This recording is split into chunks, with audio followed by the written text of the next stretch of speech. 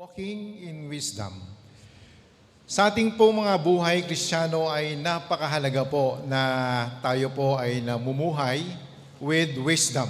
No? Na may sabihin nating may katalinuhan.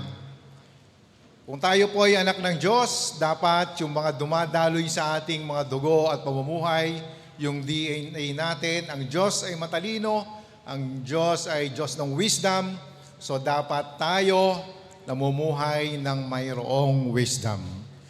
Alam niyo yung fool or mangmang sa Tagalog ay nire-refer sa mga taong papalitan kaya natin ito. Parang nawawala. Meron, no? Matatalino, hindi matatalino yung mga mangmang at mga taong irresponsable.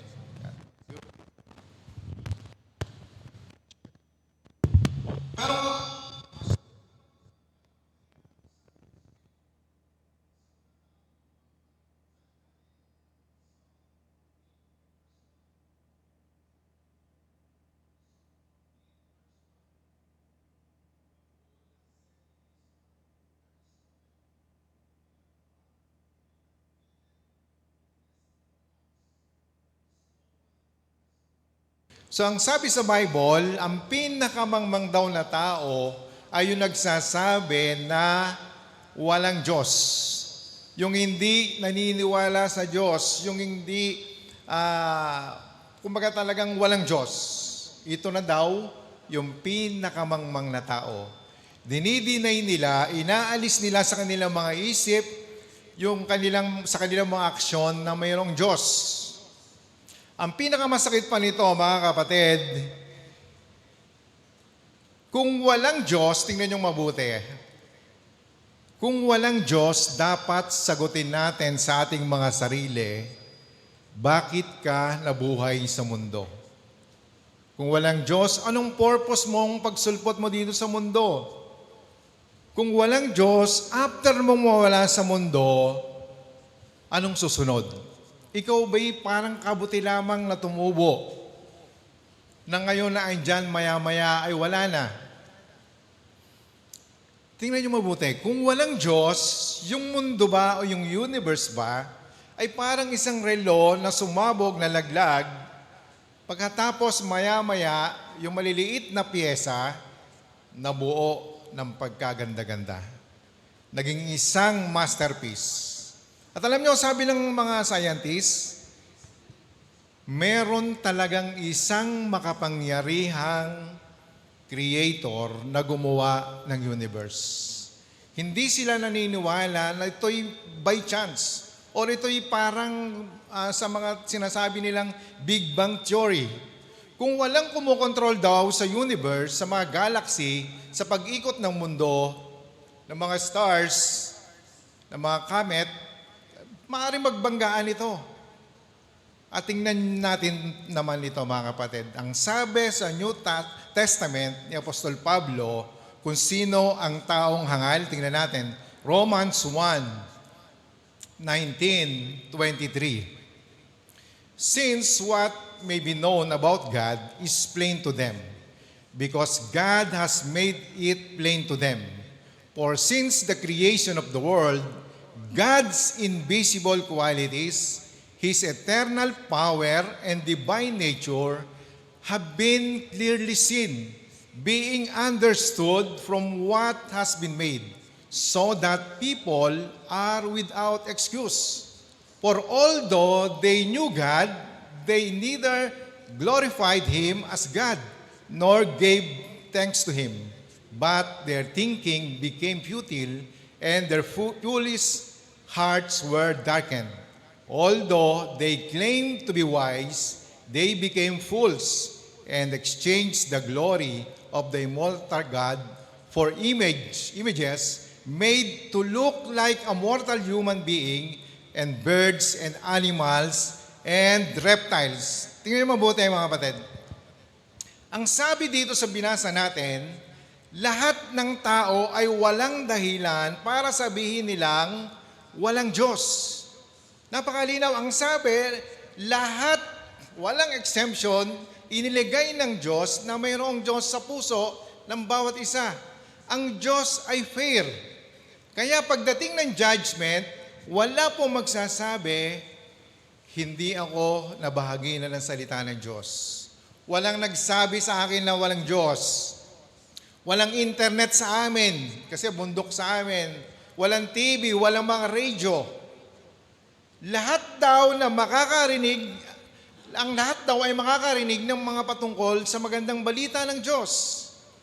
At ang sabi diyan sa verse 20, sa creation pa lang mga kapatid, sa lahat ng nilikha ng Diyos na pagkagaganda, dito pa lang sa mundo, makikita na lang natin, kahit na sabihin natin, naninirahan tayo dito sa makasalanang mundo, pero napakadami nating makikitang napagkagaganda.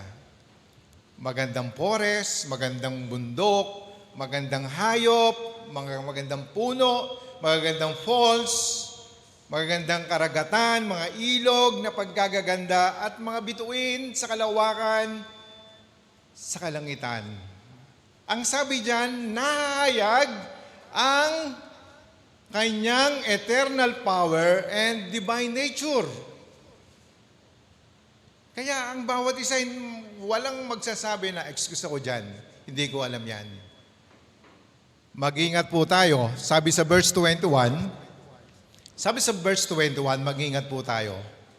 Para daw hindi po tayo magaya sa mga taong hindi naniniwala sa Diyos. Yung mga taong hindi naniniwala sa Diyos, ang Diyos nila ay pera.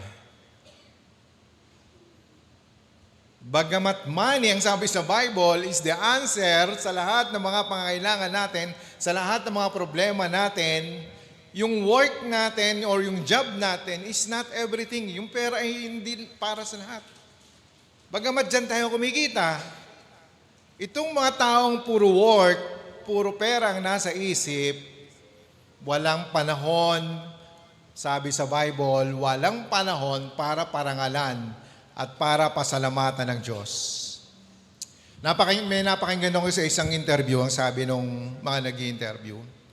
At sabi nung in-interview, sabi niya, naniniwala ka ba sa Diyos? Sabi nung mayaman, almost bilyonaryo na siguro siya. Sabi niya, alam nyo, katang-isip lang yan. Nilalagay mo lang sa isip mo yan na merong Diyos. No? Ang yumayaman lang dyan, yung mga leader daw. Yung mga leader lang. Sabi niya, magtrabaho ka, dumiskarte ka, gamitin mo yung talento mo, sumama ka sa mga taong business-minded at yayaman ka. So, kalimutan mo yung may Diyos. Yun ang mga sinasabi ng mga taong gusto lang magpayaman at gusto lang kumita. Inaalis na nila yung mga spiritual na buhay. Nakakaawa naman yung mga ganong tao. Sana sa bandang huli, ma-realize nila sa dulo ng kanilang mga buhay, ma-realize nila na mali yung kanilang paniniwalang ganon. Alam nyo yung pinakamaganda sa buhay? Ang pinakamaganda sa buhay, mga kapatid, makilala natin ang Diyos na pinagmumulan ng lahat ng mabubuting bagay. Huwag nating kalilimutan, mga kapatid, magbigay ng karangalan at pasasalamat sa Diyos. Paggising pa lamang natin, sino dito na nagpasalamat sa Lord? Tingnan natin, yun, may tumaas dito. Nahihiya lang yung iba. Magpasalamat ka dahil buhay ka, malakas. Magpasalamat ka sa pag-iingat, sa paggabay. Binibilang ko. Ano pa? Gaano ba karami dapat yung papasalamatan ko sa Lord? Sabi ko pa, hindi pala kayang bilangin. Sipin mo, dapat maging ka lang yung sensitive ka. Sipin mo, nakakapamasyal ka sa mall. Pagpasalamat mo yan. Kahit wala kang binibili, nakakapasyal ka sa SM. Pagpasalamat mo yan. Nakakakita ka na makakapag-window shopping ka. Nakakapag-shopping ka sa Shopee, sa Lazada, na someday mabibili mo rin yun, di ba? Pagpasalamat mo yun. Pagpasalamat ka, nakakakita ka. Yung iba, hindi nakakakita, isa lang yung nakakakita. Malabo mata. Nakakarinig ka, magpasalamat. nakakapagsalita, nakakalakad, nakakakain, kahit walang gana. Diba? So magpasalamat natin yan. Alam niyo yung mga hindi nagpapasalamat, pumunta kayo sa public hospital. Tingnan nyo. Tingnan nyo yung kalagayan ng mga taong kalunos-lunos na may mga sakit. Hindi makakain, talaga ang siksikan, may cancer, may TB, may mga naaksidente. Sobrang blessed natin, mga kapatid. Wala tayong sakit sa balat, wala tayong sakit sa loob ng katawan natin. Nakakain natin yung nagugustuhan natin pagkain. Kaya tayong dapat malalakas na walang nararamdaman na kahit ano, dapat nagpapasalamat sa Lord. Alam niyo, tawag doon sa mga taong hindi marunong magpasalamat, walang utang na loob, di ba? Sipin niyo, napagkagaganda na nararamdaman natin, napagkagaganda ng nare-receive natin sa Lord, tapos hindi tayo marunong magpasalamat. Kaya kung ikaw ay anak ng Diyos, ikaw yon, sinasabi ko mga kapatid, ikaw yon, bawas-bawasan natin yung sentimiento sa buhay. Yung mga nguy-nguy ng nguy-nguy, reklamo ng reklamo, at yung naglulungkot-lungkutan, patuloy na nagpapabigat sa ating mga buhay yan, kapatid. Tanggalin mo na yon. That is wisdom, kapatid. Kailangan may wisdom tayo kasi ikaw, friend, ang mahihirapan sa mga pinaggagawa mo. Mabibigatan ka lang kung di mo aalisin yan. At ikaw ay talagang mahirapan. Iwasang magkumpara sa mga kapatid, sa mga anak. Ikukumpara natin, bakit kaya yung anak na yun ay matalino? No? Yung anak ko ay hanggang 75 lang. Huwag kang magkumpara. Kasi ganito, mga kapatid, huwag mong tingnan yung anak mo ngayon ng sitwasyon niya. Hindi habang panahon magiging pasawayan. Ipag-pray mo. Humingi ka ng prayer sa kapatiran, magmamatured pa yan. No? Tingnan mo siya o tingnan natin ang bawat isa na ang tumitingin ay ang Panginoong Hesus. Sipin mo kung ang Panginoong Hesus ba ang tumitingin dyan, ike-curse ba niyan? Papagalitan ba yan? O sasabihin na wala kang kakwenta-kwentang anak, isa kang inutil, mga ganon. Kailan ka kaya magbabago, mga ganun bagay, no? Maging sa labas, kapatid. Sa mga nagtitinda, huwag nating masyadong hihigpitan, o masyadong bubulyawan. Sa mga driver, huwag masyadong nagbubulyaw. Konting pagkakamali, hindi ka nasuklian ng 5 piso o piso, magagalit ka na kagad, magwawala ka kagad. No? Huwag mong sasabihin na walang kinabukasan yung anak mo. Walang mararating. Ang gawin mo, nakita mo anak mo, magaling sa ganito, ipa-develop mo yon sa kanya. May talento, may talents, may gifts na na-receive sa Panginoon, ipa-develop mo, ipalinang mo sa kanya. Kasi magiging successful ang anak mo kapag natumbok niya kung ano yung gifts niya at yung talents na ibinigay ng Panginoon. Iba-iba ang sukatan ng successful.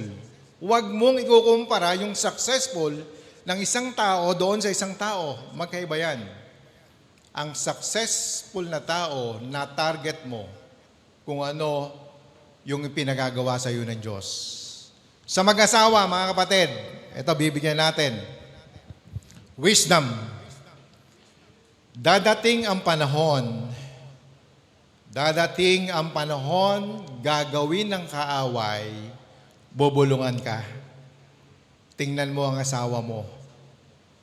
Mas mabuti pa yung office mate mo, binibigyan ka ng kamote Q. Ng gulaman na nasa plastic ng yelo na may straw. Diba? Ang asawa mo, tingnan mo naman. Hindi nag-aayos, amoy grasa, amoy araw, amoy sinigang na pagkaasim-asim. Hindi ka man lang maregaluhan tuwing Mother's Day at Father's Day na dadating na, no? Sa linggo. Hindi ka maregaluhan sa birthday mo, sa Pasko, sa anniversary.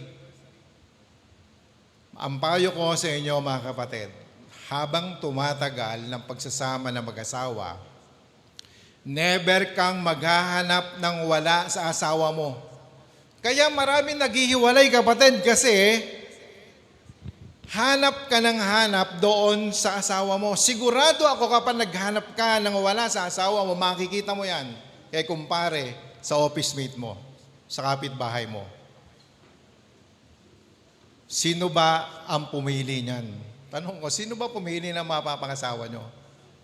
Di ba? Kayo naman, di ba? Hindi naman nanay mo at tatay yung pumili niyan. So dapat never sa inyong mga puso't isipan yung word na paghihiwalay.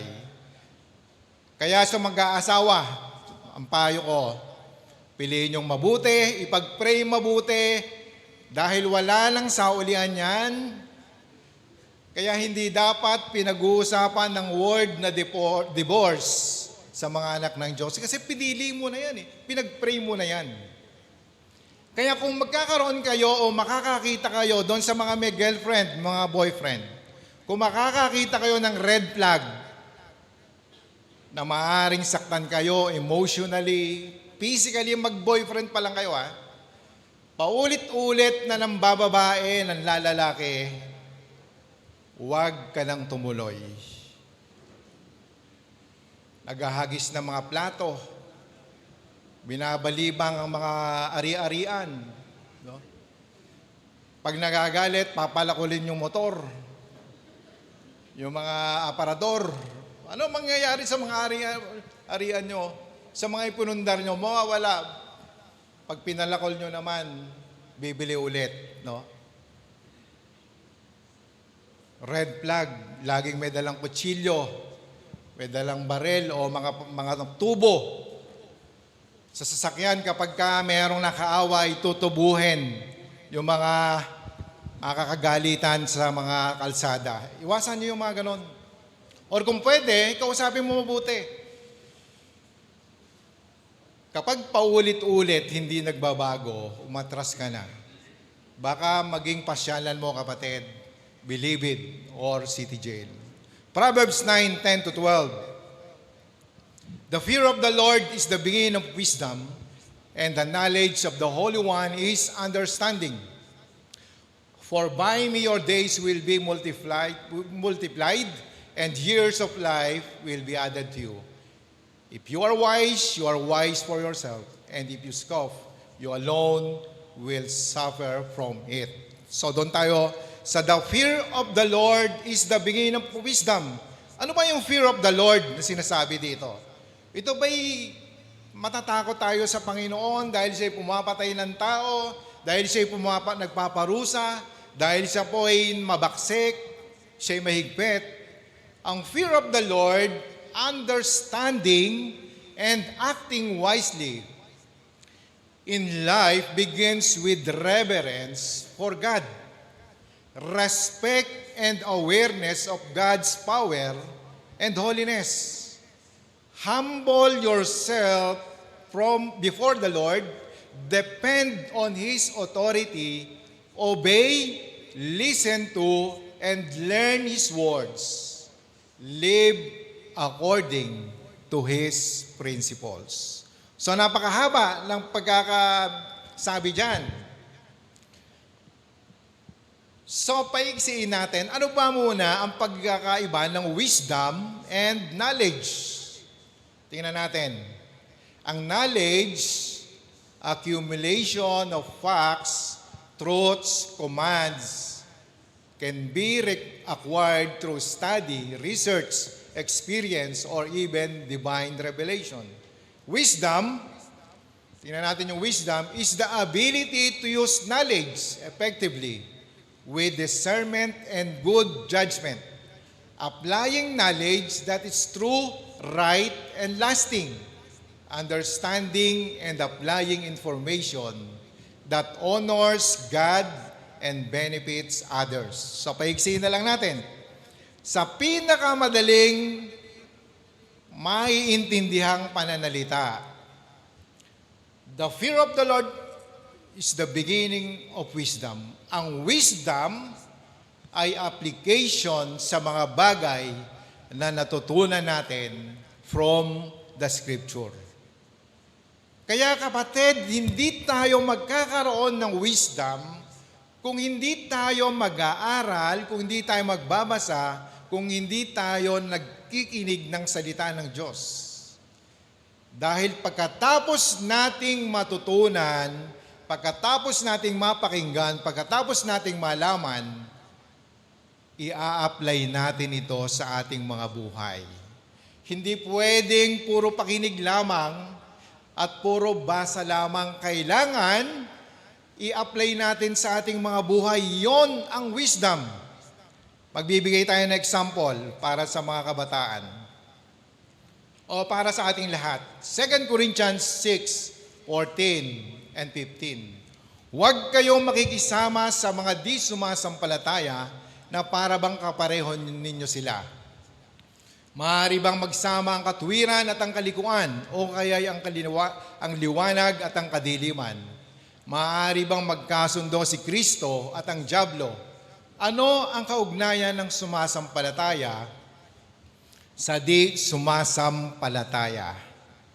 Sabi ng Bible, huwag daw tayong makikipagrelasyon sa hindi mananampalataya. Lalong-lalo na huwag kang mag-aasawa ng hindi mananampalataya. Huwag kang makikibahagi sa mga hindi mananampalataya. Pero kung mapilit ka, ang lagi nating ginagawa, Lord, magiging Kristiyano rin yan. Di ba? Lord, sa tingin ko, siya na ang the one. Napakagwapo, napakapasensyoso. Kinikilig ako, Lord, kapag nakakasama ko siya, kapag nakakausap ko siya. Lahat ng gusto ko nasa kanya na. Napaka-thoughtful, laging may pasalubong, laging may regalo. Tingin ko, Lord, siya na. Siya na yung the one. No? Alam niyo mga kapatid, marami na akong nakilalang ganyan. Pagkatapos makuha yung gusto, iniwan, hiniwalayan, at sasabihin, hindi pala tayo para sa isa't isa. Kapag hindi mo kayang isama sa church, ini-invite mo, laging may dahilan, magdalawang isip ka na. Marami pa kaming mga gwapo na mababait na makikita kayong katulad namin. Huwag kayong magmadali. No, napapatawa sila. Marami pa kami niyan. Huwag kayong magmadali. Maghintay lang kayo. At kung dumating na ang will ni Lord, magpakasal na kayo. No? Sa babae, 35 is a wise decision. Huwag nyo nang palampasin. Tapos 35 kayo magpapakasal, tapos magpa-family planning pa kayo. Naku, baka di na kayo mabigyan. 35 is wise decision. Sa mga lalaki naman, walang problema. No? Kapag binigay na ni Lord yung kanyang kalooban, magplano na kayo. Magplanong lumagay sa magulo, mag-anak na, magbigay na ng mga apo sa mga lolo at mga lola. Maging matalino tayo, lalo na't itong desisyon na ito, mga kapatid, panghabang buhay. Dapat lagi niyong ilalagay sa inyong isip, bakit ba ako mag-aasawa? No? Dahil ba huli na ako sa biyahe? Dahil ba ako na lang yung walang asawa sa pamilya namin? Sa batch namin, ako na lang yung walang asawa. Sa mga kapatid ko, lahat may asawa na. Yung mga anak, may mga anak na, may mga pamilya na. Kapatid, huwag ka nang mag-asawa kung yan lang din ang dahilan mo. Intayin mo ang kalooban ng Diyos para sa iyo sa kakamag-asawa. Then, ang dapat main reason kung bakit ka mag-aasawa is to glorify God. Wala nang iba. Bonus na magkaanak kayo, bonus na yumaman kayo, bonus na lahat na yan. Magkaroon kayo ng magandang bahay, magandang sasakyan, mga ari-arian, bonus yan. Ang sabi sa binasa natin, huwag kang makikipagrelasyon sa kadiliman. Tayo na silwanag, sila'y nasa kadiliman. Kasi pagka nagkatuluyan, ang hindi Kristyano at Kristyano, ang tawag dyan, magbalae si Satan at ang Diyos. So, hindi pwedeng mag-usap yung dalawang yon. So, mag-isip-isip, mga kapatid. Laging may wisdom. Sa mga anak, eto naman, ang pinakamalinaw na utos. Mga anak, sundin ninyo ang inyong mga magulang, alang-alang sa Panginoon, sapagkat ito ang nararapat. Igalang mo ang iyong ama at ina. Ito ang unang utos na may kalakip na pangako.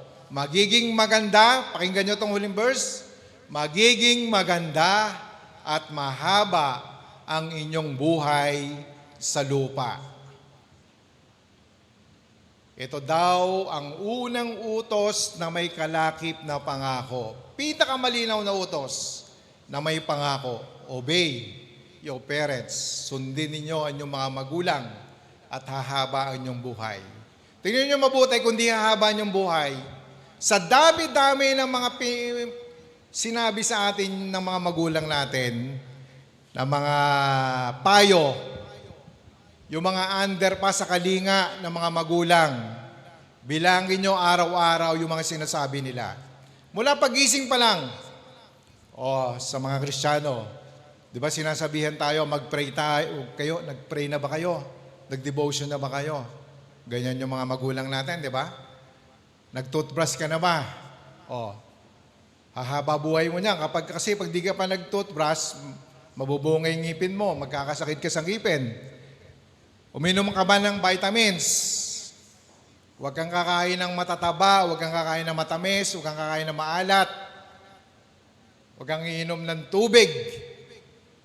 Kapag busog, baka masobrahan ka. Tumingin sa kaliwa sa kanan bago tumawid. Huwag matutulog ng gutom, huwag matutulog ng busog. Ano ba yan? Wala ka nang lagyan. Huwag maliligo na may pawis. Di ba? Huwag kang gumilid sa bangin. Huwag kang magpapapicture sa mga bangin. Di naliligtas ka kasi kung di ka nasabihan, maglalambiting ka pa dun sa kapirasong bato para makapagpapicture lang. Nakita nyo? Ang pagsunod sa magulang, nakakahaba yan ng buhay.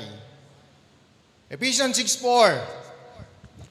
Ito paborito naman ng mga nanay, ng mga anak. Mga magulang, huwag ninyong ibuyo sa paghimagsik laban sa inyo inyong mga anak. Sa halip, palakihin niyo sila ayon sa disiplina. Makinig ng mga anak. Palakihin ninyo sila ayon sa disiplina at aral ng Panginoon. So that is wisdom. Mga kapatid, so wag laging sinisigawan, wag laging binubulyawan ng mga anak, kundi yung mga aral ng Panginoon ang sinasabi natin. Hindi masama magdisiplina, pero dapat nasa tama.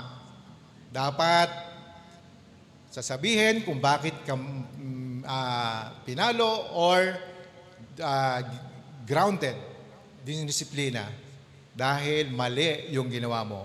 Wise believers knows his life principle. Ephesians 5:15, therefore be careful how you work, not as unwise men, but as wise. Ang literal meaning ng be, mga kapatid, ay look and observe. Ang ibig sabihin nito, maging mag-ingat, maging mapagbantay, obserbahan natin kung paano tayo namumuhay bilang Kristiyano.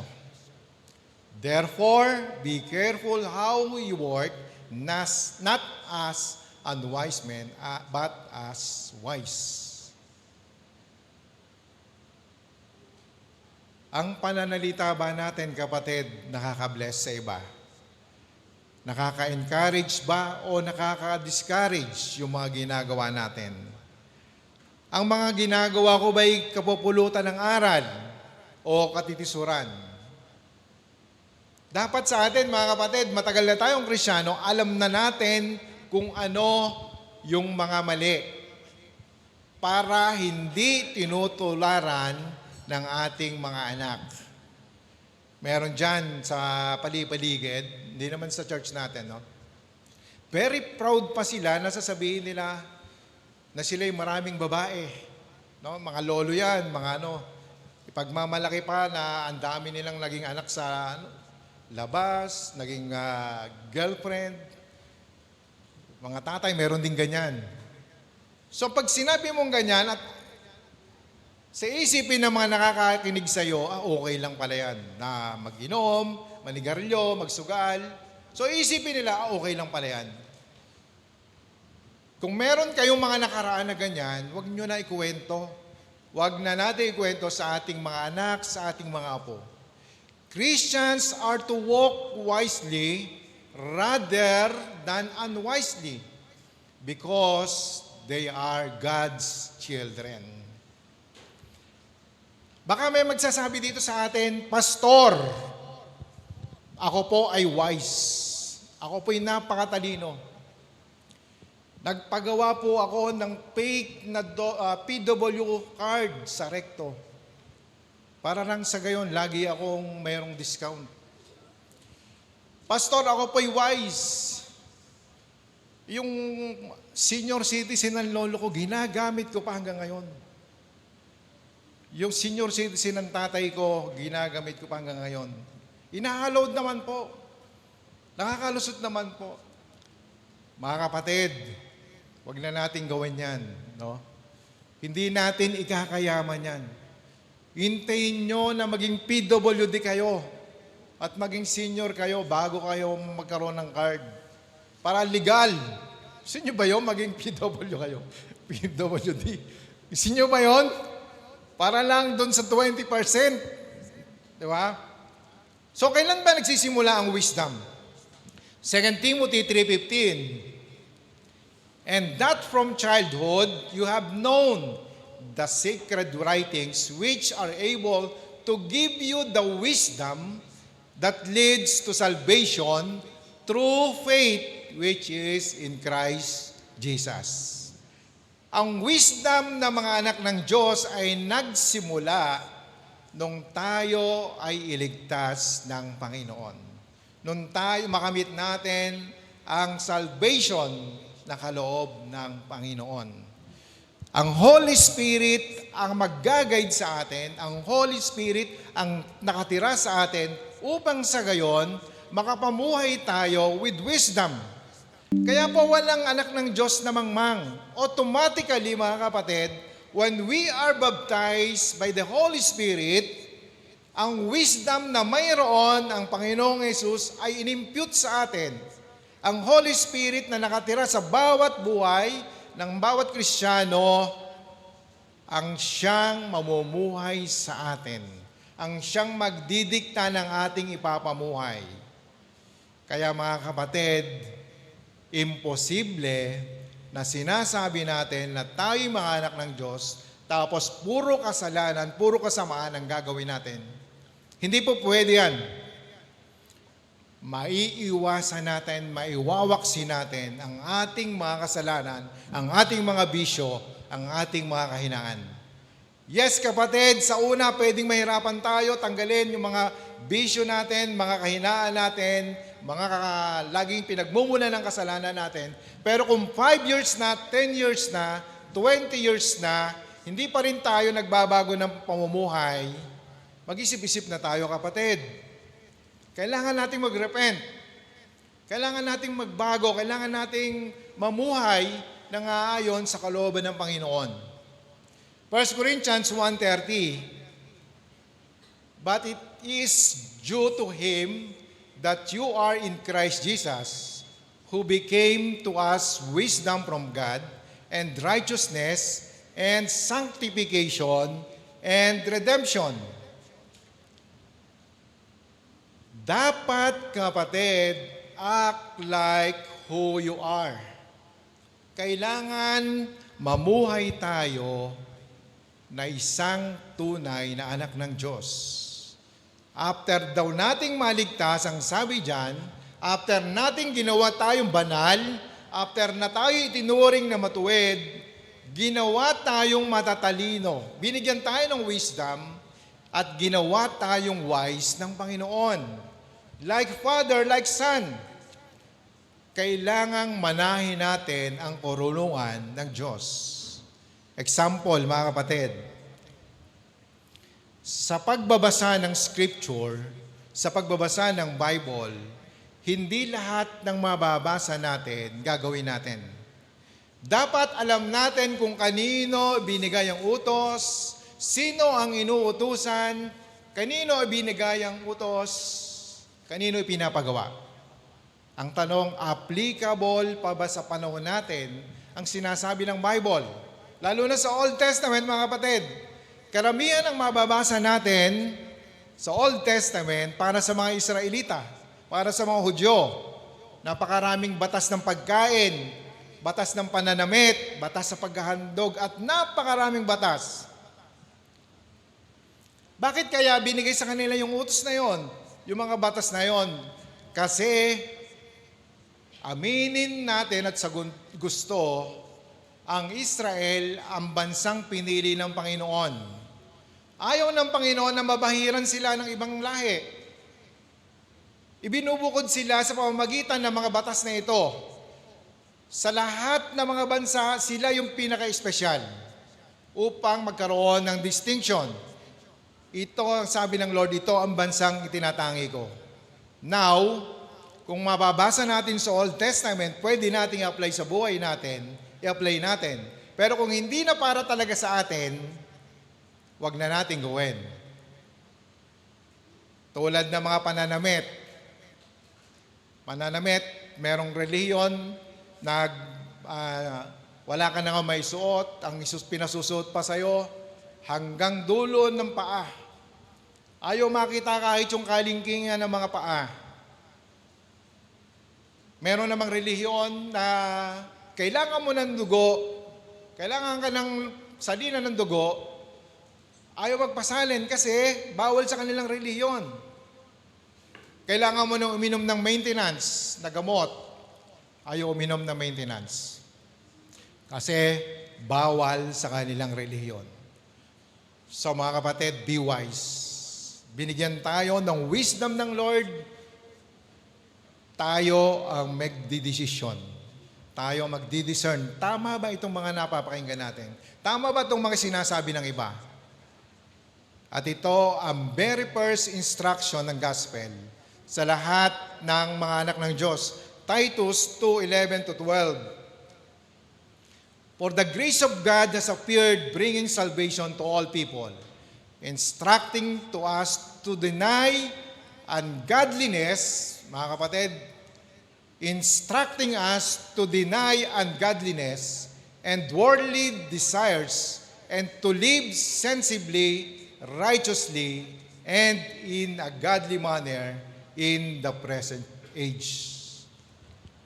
Sabi, talikuran daw ang ating mga kasalanan, talikuran ang ating mga makumundong pamumuhay, damdaming makalaman at mamuhay ng mayroong pagpipigil sa sarili. Mamuhay ng matuwid at karapat-dapat sa ating Panginoong Diyos. That is wisdom, kapatid.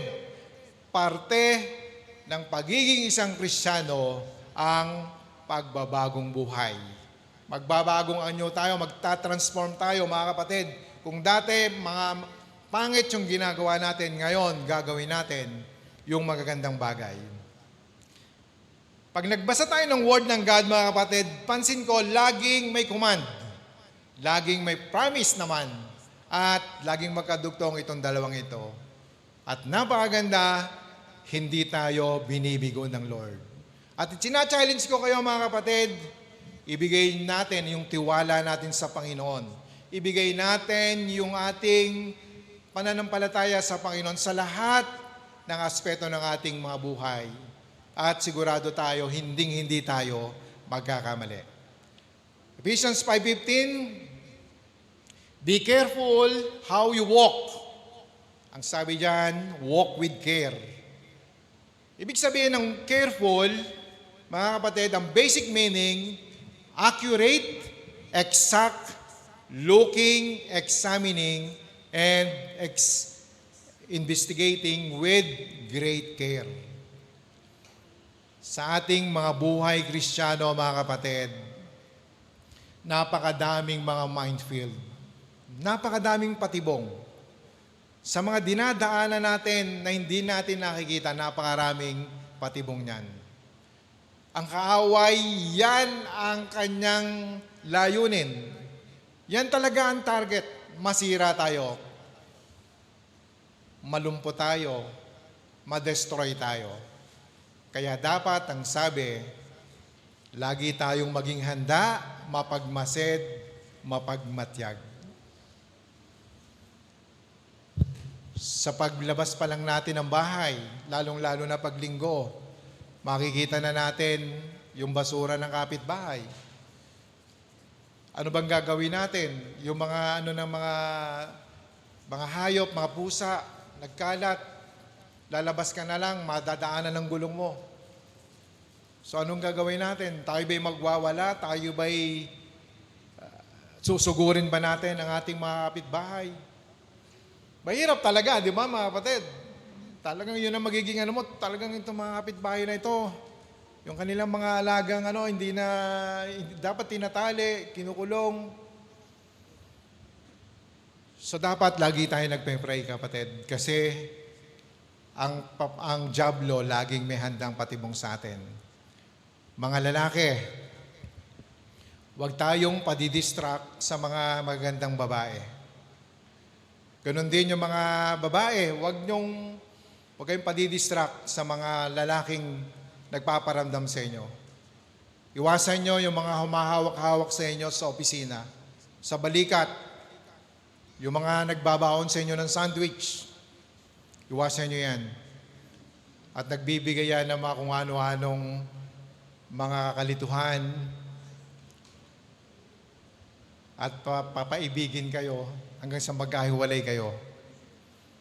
Sirain ang pamilya ang target ng kaaway.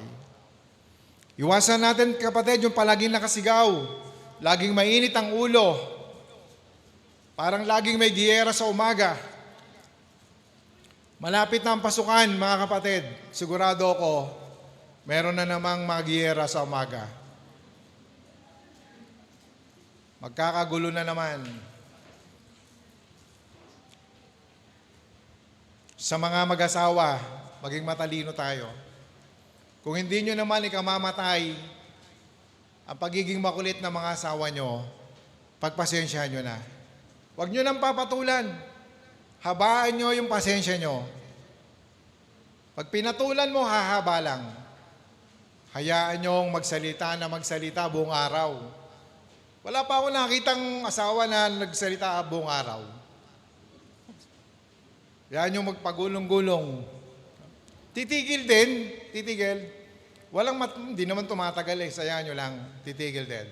When Christians sin and fall into Satan's traps, they do so because they live as unwise men rather than as wise.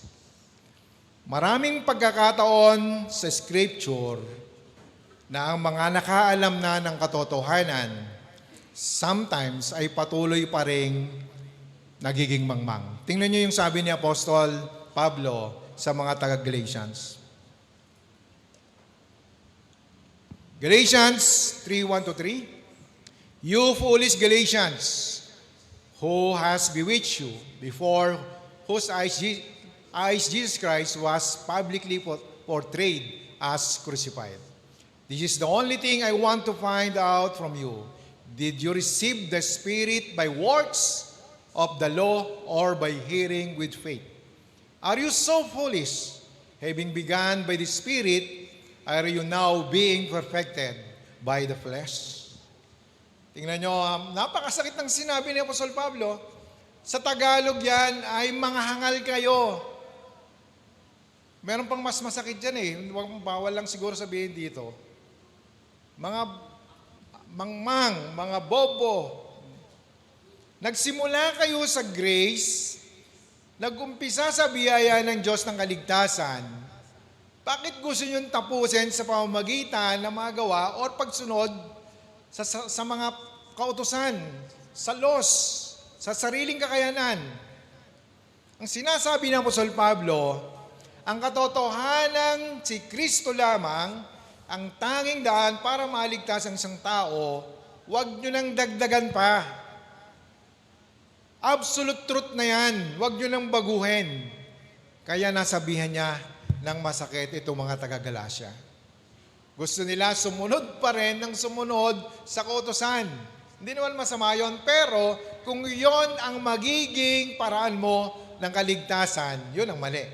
Pero yung pagsunod sa kautusan, maganda naman yon dahil nga ikaw ay makaiwasang makakomit ng mga kamalian. The believer's limited privilege. Ephesians 5:16, making the most of your time because the days are evil. Natanong niyo na ba mga kapatid sa inyong mga sarili, bakit ganito si pastor? Bakit ganoon si kapatid na ganoon? Na pagka-iksi-iksi ng buhay na ipinahiram ng Diyos. Di nyo natanong yun, bakit hindi naman fair and Lord? Bakit naman yung iba na pagkahaba-haba ng buhay, yung iba naman ang iksi lang? This is the reality, mga kapatid. Ito ang reality ng buhay. May pagkahaba-haba ng buhay, pero wala namang kabuhay-buhay. Meron naman pong masasabi nating maiksi, pero napaka-meaningful ng naging buhay, nagawa niya ang lahat ng dapat gawin na ipagawa sa Kanya ng Diyos. Ano ang pipiliin mo, kapatid? Taas ang kamay. Buhay na mahaba pero walang kabuhay-buhay, o buhay na maiksi pero napaka-meaningful? O kayo na yung mamili. Pwede naman parehas. Mahaba na meaningful. Pwede nating pagsamahin yon. God has set boundaries to our lives. And God has set boundaries to our lives, and our opportunity for service exists only within those boundaries. Napakahalaga nito, mga kapatid. Meron tayong limitations, meron tayong boundaries. Kaya ang dapat maximize our time. It is very natural sa lahat po ng mga nag-umpisa, meron pong hindi natatapos. Whether secular or sa spiritual na buhay. Mga musicians, pag namatayan, may inumpisahan, hindi matatapos. Painter, kapag may inumpisahan, namatay, hindi matatapos. Worker, kapag may inumpisahan, namatay, hindi matatapos. Ang nakakalungkot na part dito, mga kapatid, ay ito talaga. Kapag nawala na tayo sa mundo, hindi na natin matatapos yung gusto nating matapos. Kaya always grab the opportunity. Opportunity to serve God. Opportunity to serve people, to serve brethren. Grab it. Kapag lumipas na yung mga opportunity, hindi mo ginrab, hindi mo na yan mahawakan pa.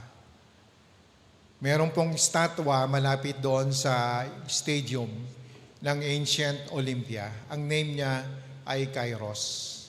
Siya po ang ancient Greek god of opportunity.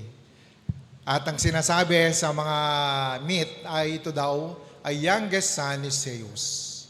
Ang gumawa sa kanya ay si Lysippus ng 4th century BC.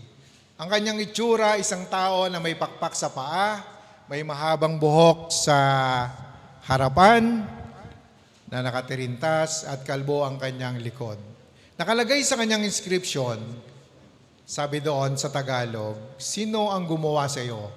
Sabi niya, si Lysippus ang gumawa sa akin. Ano ang pangalan mo? Opportunity ang pangalan ko. Bakit may pakpaka sa paa? Para makalipad ako ng maayos at mabilis. Bakit may buhok ka sa harap? Para mahawakan ako ng mga tao kapag dumadating na ako. Bakit wala kang buhok sa likod? Bakit kalbo ang likod mo? Kapag lumampas na ako, wala nang pwedeng makahawak sa akin. Kaya mga kapatid, grab every opportunity na dadating sa'yo.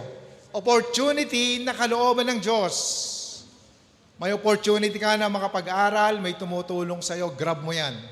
At mag-aral kang mabuti. Huwag mong sayangin ang panahon. Mag-aral mabuti, huwag haluan ng bulakbol. Huwag easy go lucky. Hindi lang basta-basta pera yan. Buhay ng mga nagpapaaral sa inyo, ng mga magulang nyo, ang ibinibigay sa inyo.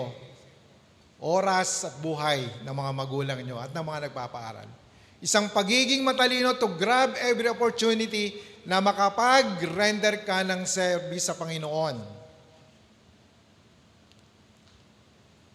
May opportunity ka na makapagmahal muli, magmahal ka muli. Huwag matakot magmahal. Basta kalooban ng Lord. Matuto sa mga pagkakamali ng iba. Kaya ang sabi ni Apostol Pablo, after niyang sabihin na walk wisely, make the most of our time. Tandaan po natin ito mga kapatid.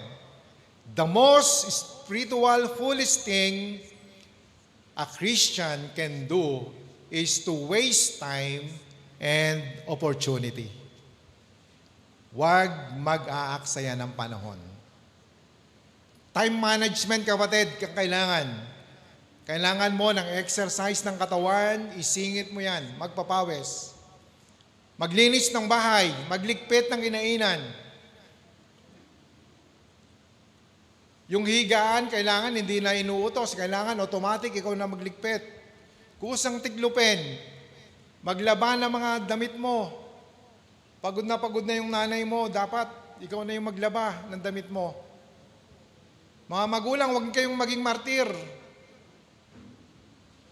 Sa kabutihan din nila yan. Huwag mong spoil din. Papaano pag wala na kayo? Papaano na pag nag-asawa na yung mga yan? Pag nag-asawa na, hindi marunong magluto, mag-iinit ng tubig, masusunog. Dapat marunong sa bahay. Turuan ng trabahong bahay, mga kapatid. Sa mga spiritual na buhay, palakasin natin yan, kapatid. That's wisdom. Huwag mawawala ang prayer and devotion. Serve the Lord. Use your gifts and talents. Nabigyan ka ng talent mag-gitara, mag-organ, pumalo ng drum, mag-andika ka ng instrument. Pumunta ka sa marketplace, maraming second hand doon. Huwag mong tingnan yung mga cellphone, napakadaling bumaba ng ng value niyan. Punta ka sa gitara, second hand, ito, 2,000, pwede na to. Pagtsaga mo to. Iayusin ko na lang. Drum, di ba? O di kaya, maglagay ka doon sa Facebook wall mo. Nananawagan po ako sa mga, baka may nakatagong gitara. Ako po'y gusto matuto. Paki-PM po ako. O, di ba ganon? Marami ng way ngayon marami ng way. Huwag niyong puro gadget na mamahalin. Sandali lang yan, wala ng value. Pero yung talent mo, dinevelop mo, napakalaking bagay niyan. Magagamit mo pa sa gawain ng Lord. Ito ang payo ni Apostol Pedro sa atin. 1 Peter 1:17, if you address as Father the one who impartially judges according to each work, conduct yourselves in fear during the time of your stay on earth. Sabi, mga kapatid, kung iniisip mo ang Diyos Ama ang magiging judge sa lahat ng mga ginagawa natin. Dapat maging mapanuri tayo sa ating mga ginagawa or pag-endure natin dito sa lupa. Dapat wag tayong maging foolish. Dapat tayo ay wise. Dapat tayo ay may wisdom. At iyan ang gusto ng Lord. Ephesians 5:17, so then, do not be foolish, but understand what the will of the Lord is. To maximize our time, understand the will of the Lord. Ang pinakamahalaga sa buhay ng bawat Kristiyano, maintindihan mo kung ano ang kalooban ng Diyos sa buhay ng bawat isa. Kapag naintindihan natin ito, hinding-hindi tayo mamumuhay na parang isang mangmang. Kasama dyan, kapatid, ang hindi na pagwo-worry at hindi pagpapanik sa lahat ng mga problema sa buhay.